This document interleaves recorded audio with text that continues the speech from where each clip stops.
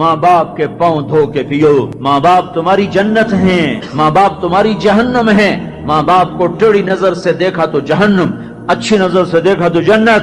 کیا کمال ہے، قربان جائیں. میرے نبی نے کہا جب بیٹا ماں باپ کو محبت سے دیکھتا ہے، ماں کو دیکھے یا باپ کو دیکھے، تو اس کے لیے ایک حج کا ثواب لکھا جاتا ہے. اور ماں باپ جب اولاد کو ان کی خدمت کی وجہ سے محبت سے دیکھتے ہیں تو بیٹے کو غلام آزاد کرنے کا ثواب لکھا جاتا ہے. اللہ کے نبی نے فرمایا بھائی بولو، اللہ کے راستے میں خرچ کرنے سے بھی زیادہ افضل خرچ کون سا ہے؟ اللہ کی راہ میں 1 روپیہ خرچ کرو 7 لاکھ کا ثواب ملتا ہے. تو آپ نے فرمایا اللہ کی راہ میں خرچ کرنے سے بھی زیادہ افضل کون سا خرچہ ہے؟ تو صحابہ نے کہا جی اللہ کو پتا، آپ کو پتا. تو آپ نے فرمایا بیٹے کا ماں باپ پہ خرچ کرنا اللہ کی راہ میں خرچ کرنے سے زیادہ افضل ہے. اب میرے تو مر گئے، تمہارے زندہ ہیں تو کچھ کر لو. مر گئے تو پھر ہاتھ ہی ملتے رہ جاؤ گے. پر وہ بھی اب کسی کو توفیق نہیں ہوتی کہ کوئی افسوس اور غم ہو کہ کتنی بڑی دولت سے میں محروم ہو گیا. آپ جنت میں تشریف لے گئے تو قرآن کی تلاوت سنی. آپ نے کہا یہ کون تلاوت کر رہا ہے؟ کہا جی نعمان بن حارثہ. نعمان بن حارثہ تو مدینے میں بیٹھا ہوا ہے اور اس کی تلاوت جنت میں کیسے جا رہی ہے؟ کہا جی ماں کا فرما بردار ہے، اس کی وجہ سے اس کی تلاوت جنت میں بھی آتی ہے. کہ تم نے اتنے لاؤڈ سپیکر لگائے ہوئے ہیں پھر بھی لوگوں کو پوری طرح باہر والوں کو سنائی نہیں دیتا ہوگا، اور نعمان اپنے گھر میں بیٹھ کے تلاوت کرتا اور آواز جنت تک جاتی ہے. کیا چیز لے گئی؟ نہ جہاد، نہ تبلیغ، نہ نماز، نہ صدقہ، نہ تہجد، نہ علم، نہ حدیث، نہ تفسیر، نہ کیا چیز لے گئی؟ ماں کی خدمت نے آواز کو جنت تک پہنچا دیا. کیسی خدمت کرتے تھے؟ ماں کے کپڑے دھوتے، ماں کی روٹی پکاتے، ماں کو نوالے بنا کے کھلاتے. ہمارے ماحول میں کیا ہے کہ میں اپنی بیوی سے کہتا ہوں میری ماں کی خدمت کر. میری بیوی کے ذمے نہیں، میری ماں کی خدمت. اگر وہ کہے میں نہیں کر سکتی تو اسے نافرمان بیوی نہیں کہا جا سکتا. میری خدمت نہ کرے تو نافرمان ہے، میری ماں کی خدمت نہ کرے تو نافرمان نہیں ہے. اسے میری ماں نے نہیں جنا، مجھے میری ماں نے جنا ہے. میرے ذمے اپنی ماں کی خدمت ہے. تو نعمان بن حارثہ کپڑے دھوتے، روٹی پکاتے، سالن پکاتے، نوالے بنا کے کھلاتے، تیل لگاتے، کنگھی کرتے، جوئیں نکالتے. اور ماں کوئی حکم سناتی اور سمجھ میں نہ آتا تو دوبارہ نہیں پوچھتے تھے اماں کیا کہا. باہر نکل کے خادمہ کو بلاتے، کہتے میری ماں نے کیا کہا تھا تو بتا، مجھے سمجھ میں نہیں آیا. ادب کی وجہ سے ماں سے دوبارہ پوچھتے نہیں تھے. اور میرے بھائیو ماں باپ کی قدر کرو.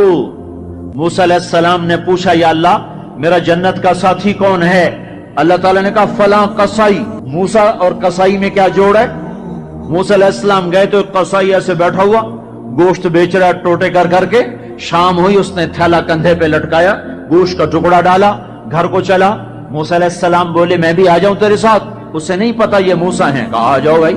گھر میں گیا، انہوں نے جا کے گوشت کے ٹوٹے چھوٹی چھوٹی بوٹیاں بنائی، ہانڈی پہ چڑھایا، آٹا گوندھا، سالن تیار ہوا، روٹی پکائی، تیار کر کے ٹرے میں رکھ کر ایک بڑھیا عورت بیٹھی جس کو الٹے ہاتھ کندھے کا سہارا دے کر ایسے بٹھایا. پھر اپنے سیدھے ہاتھ سے نوالے بنا بنا کے اس کے منہ میں ڈالتا رہا، کھلاتا رہا کھلاتا رہا. پھر اس کا منہ صاف کیا، اس نے کچھ بڑبڑا کے کہا، پھر اس نے اس کو لٹا دیا. موسیٰ علیہ السلام نے پوچھا بھائی یہ کون ہے، کیا ماجرا؟ کہا میری اماں ہے، صبح جاتا ہوں اس کے سارے کام کر کے جاتا ہوں، شام کو آتا ہوں پہلے اس کے کام کرتا ہوں پھر اپنے بچوں کو دیکھتا ہوں. موسیٰ علیہ السلام نے کہا یہ کچھ کہہ رہی تھی، یہ کچھ کہہ رہی تھی. وہ کہنے لگا کیا بتاؤں کیا کہہ رہی تھی؟ پاگل ماں ہے، پاگل ماں ہے. جب بھی خدمت کرتا ہوں مجھے کہتی اللہ تجھے موسیٰ کا ساتھی بنائے جنت میں. میں کہاں اور موسیٰ کہاں، میں کہاں اور موسیٰ کہاں. وہ جب بھی میں خدمت کرتا ہوں کہتی اللہ تجھے موسیٰ کا جنت میں ساتھی بنائے. آئے ہائے. موسیٰ علیہ السلام بولے تیرا کام بن گیا، تیری ماں نے تجھے موسیٰ سے ملا دیا. اے ماؤں کو راضی کرو، نبیوں کے ساتھ جنت میں پہنچو گے. ہائے میرے نبی سے پوچھا گیا تھا قیامت کب آئے گی تو آپ نے یہ نہیں کہا تھا جب زنا زیادہ ہوگا، جب قتل زیادہ ہوگا، جب پتھروں کی پوجا ہوگی تو قیامت آئے گی. میرے نبی نے فرمایا تھا جب اولادیں ماں باپ کو ذلیل و رسوا کریں گی اس وقت قیامت آئے گی. جب ماں باپ سے ایسے بات کریں جیسے نوکروں سے کی جاتی ہے تو اس وقت قیامت آئے گی. جب ماں ڈر رہی ہو کہ میرا بیٹا کہیں بدتمیزی سے مجھ سے بات نہ کرے، جب باپ ڈر رہا ہو کہ کہیں میرا گریبان نہ پکڑ لے تو سمجھو قیامت آ گئی۔ اور اللہ کے نبی نے فرمایا جس نے ماں باپ کو ستایا اس پہ اللہ کی لعنت، فرشتوں کی لعنت، زمین آسمان کی لعنت، نہ نماز قبول ہے، نہ روزہ قبول ہے، نہ حج و زکوٰۃ قبول ہے۔ ہائے ہائے، میں ایک شہر میں گیا، ایک نوجوان میرے پاس آیا کہ میرے باپ نے میرے اوپر زیادتی کی ہے، میری سناؤ۔ سنتے سنتے پتہ چلا کہ اس نے اپنے باپ کے خلاف عدالت میں کیس کیے ہوئے ہیں۔ میں نے کہا بیٹا تو جلدی سے چلا جا، تو شکر کر تیرے اوپر آسمان نہیں ٹوٹا، زمین نے تجھے نہیں نگلا، تیرے اوپر کوئی آگ کا کوڑا نہیں برسا، اور اللہ نے ابھی تک تجھے درگزر کا معاملہ کیا ہوا ہے۔ تو بیٹا ہو کر باپ کے خلاف کیس کر رہا ہے، صرف تو نہیں رگڑا جائے گا، وہ وکیل بھی رگڑا گیا جس نے تیرا کیس تیار کیا، اور وہ گواہ بھی رگڑے گئے جنہوں نے گواہی دی۔ ارے ظالم، بیٹا ہو کر باپ کے خلاف تو کیس کرتا ہے۔ تو میرے بھائیو، اپنے ماں باپ کی خدمت کر کے جنت لے لو، جنت بنا لو، یہ جہان بھی سنورے گا، اگلا جہان بھی سنورے گا۔ ایک نوجوان تھے، ان کا نام ہے کلاب، وہ گئے اللہ کے راستے میں، ماں باپ تھے بوڑھے ضعیف، ہاتھ بھی کامتے تھے، تو ان کے باپ نے کہا بیٹا جب تو بچہ تھا ہم نے تجھے پالا، جب ہمارے ہاتھ کانپنے لگے نہ تیری ماں مجھے گلاس پکڑا سکے نہ میں خود پی سکوں، تو ہمیں چھوڑ کے چلا گیا۔